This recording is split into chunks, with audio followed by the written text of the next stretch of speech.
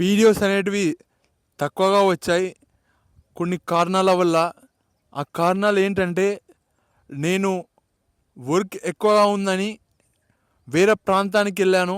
కొద్దిగా బేటీ వర్క్ అది, చెప్పకూడదు అందుకే చెప్పట్లేదు, సీక్రెట్ అనే అనుకోండి. ఇంకా అడపోయి కొద్దిగా వీడియోస్ కూడా తీసుకున్నాను. ఇక్కడ గద్వాల్లో బీచ్పల్లిలో మొక్కడానికి వెళ్ళాను. అలాగే వేరే పని మీద కూడా వెళ్ళాను. ఇంకా అది వదిలిపెడితే నేను అక్కడ నుంచి వర్క్ చేసి వచ్చాను. అంటే ఏదో ఒక వీడియో తీస్తుంటాను, ఎక్కడికి వెళ్ళినా తప్పదు కదండి. బతకాలంటే పని చేయాల్సిందే.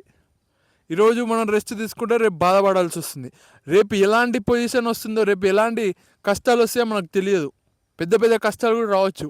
అన్నిటికీ సిద్ధపడి ఉండాలి. మళ్ళీ అలాంటి ఆలోచనతో ఉన్నాను నేను. కానీ నేను రూపాయి సంపాదడానికి నాకు చాలా కష్టంగా ఉంది. ఇంకా స్టార్ట్ కాలేదు. యూట్యూబ్లో పోరాడుతున్నాను, పోరాడుతూనే ఉంటాను. మళ్ళీ ఏమైంది, ఇంతగానం ఎందుకు బాధపడుతున్నావు అని అంటే, అక్కడ నేను ఛార్జింగ్ అనేది అయిపోయింది. అక్కడ ఛార్జింగ్ అయిపోయింది. టిఫిన్ చేశాను అక్కడనే, ఏడా బీచ్పల్లిలో, గద్వాల్ దగ్గరలో ఉంటుంది టెంపుల్ అది. మీకు తెలియదు, ఓకే సారీ, ఆంజనేయ స్వామి టెంపుల్ అది. అక్కడ మొక్కాను, అక్కడనే టిఫిన్ చేశానని చెప్పుకోవచ్చు. అక్కడనే ఒక హోటల్ ఉంది. ఇంకా అప్పుడే ఛార్జింగ్ 15% ఉంది అని వచ్చింది మెసేజ్. ఇంకా అటు నుంచి మళ్ళీ మా గద్వాల్కి వచ్చాను బండిపైన. వచ్చిన తర్వాత అక్కడ కొంచెంసేపులు ఛార్జింగ్ అయిపోయింది, బాధపడ్డాను, ఇట్లా పని వదిలేశాను అని మా డాడీ చెప్పాడు, దేవుడు చూసుకుంటా అని. ఆడికి వెళ్ళినాక ఇంటికి వచ్చినాక కూడా కొద్దిగా ఫోన్ అనేది ఛార్జింగ్ పెట్టడం జరిగింది. 10 o'clock నుంచి ఛార్జింగ్ పెట్టాను, 1 వరకు పెట్టాను. ఒక 10:40 నుంచి పెట్టాను. 1 వరకు 10%, 9% చూపించింది. మళ్ళీ పెట్టాను తీసి, కొంచెంసేపు వాడాను, మళ్ళీ తగ్గింది. మళ్ళా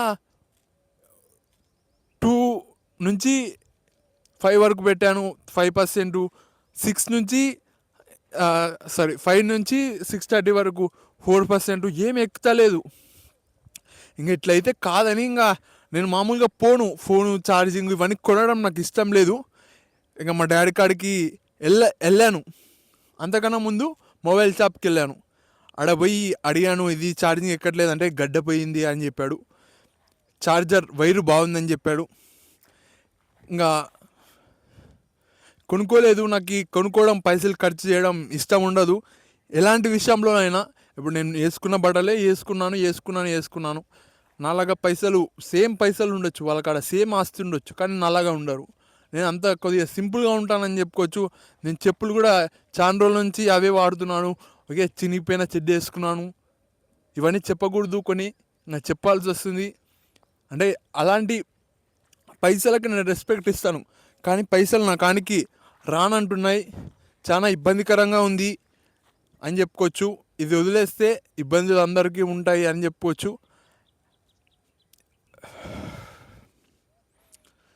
కొద్దిగా ఆగాను, కొద్దిగా ఆయాసం అనేది వస్తుంది. ఇంకా మా డాడీ చెప్పాను, మా డాడీకి బాధపడుకుంటా, డాడీ ఛార్జర్ పోయింది, పైసలు మాత్రం వస్తలేవు, చేతి నుంచి పెట్టుకోవాల్సి వస్తుంది అంటే ఇంకా మా డాడీ బాధపడినాడు. ఇక్కడ ఏదో పాము ఉన్నట్టుంది. మొత్తానికి మా డాడీ నా బాధ అర్థం చేసుకున్నాడు. ఛార్జర్కి సంబంధించినది కొనిచ్చాడని చెప్పుకోవచ్చు. కొద్దిగా తక్కువ రేటే పడింది, ఆ రేటు కూడా చెప్పొచ్చు నేను. ఇంకా మంచిగా ఛార్జింగ్ అనేది పెట్టాను, ఎక్కింది. మా డాడీ కూడా అక్కడనే మొబైల్ పెట్టాను, పాత ఛార్జర్ ఏమైనా పని చేస్తుందా కొంచెంసేపులు చూశాను. అక్కడ మా డాడీ కూడా పెట్టి చూసిండు. ఇంకా తర్వాత ఎక్కట్లేదని అర్థమైంది మా డాడీకి కూడా. ఇంకా కొత్తది కొన్నాడు, ఛార్జింగ్ కూడా పెట్టాడు. ఇంకా అక్కడ నుంచి ఛార్జర్ తెచ్చాడు గడ్డ. అక్కడ తీసుకుపోయి ఇంకా ఇంటికాడ ఛార్జింగ్ పెట్టి మళ్ళీ ఇప్పుడు వీడియో తీస్తున్నాను. ఇన్ని కష్టాలు ఎదిరించి వీడియోస్ చేస్తున్నానని చెప్పుకోవచ్చు. Thank you. ఉంటాను ఫ్రెండ్స్. వర్క్ అనేది చేస్తూనే ఉండాలి, తప్పదు. రేపు ఏ కష్టం వస్తుందో తెలియదు. Bye friends, bye.